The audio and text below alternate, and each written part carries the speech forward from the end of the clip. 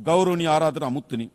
ඓතිහාසික මැතිවරණ ශ්‍රී ලාංකික ජනතාව සියවස් ගණනක් දුටු සිහිනයක් වෙනුවෙන් තීන්දුවක් ගත් බව මම ඔබට සිහිපත් කරනවා.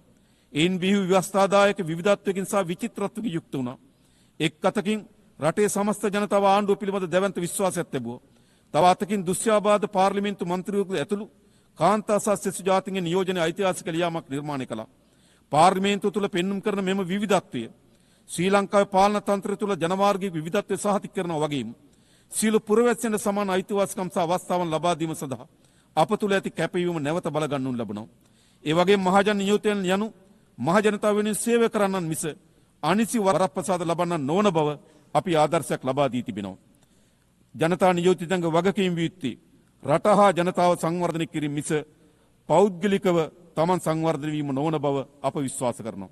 සභාපතිතුමීනි, සම්භාවිනී අමුත්තනි, අන්ධකාර වෙනුවට ආලෝකයේ මාවත තෝරාගත් අපේ රටේ ජනතාව පොහොසත් රටක් ලස්සන ජීවිතයක් සඳහා වූ ප්‍රායෝගික දැක්මට ජනතා ආශිර්වාද ලබා දී තිබෙනවා. මෙම ඓතිහාසික ජයග්‍රහණය මල්පල ගැන්වීම සඳහා දූෂණයෙන් තොර සදාචාරාත්මක පාලනය, දුප්පත්කම තුරන් කිරීම, ඩිජිටල් කරණය සහ පිරිසුදු රටක් යන ප්‍රධාන අංශකරේ අපේ අවධානය යොමු කර තිබෙනවා. ඊට සමගාමීව අධ්‍යාපනය සහ සෞඛ්‍ය කරේ අපි දැඩි අවධානය යොමු කර තිබෙනවා. ඒ සියල්ල පියවරෙන් පියවර අප ජය ගනිමින් සිටිනවා.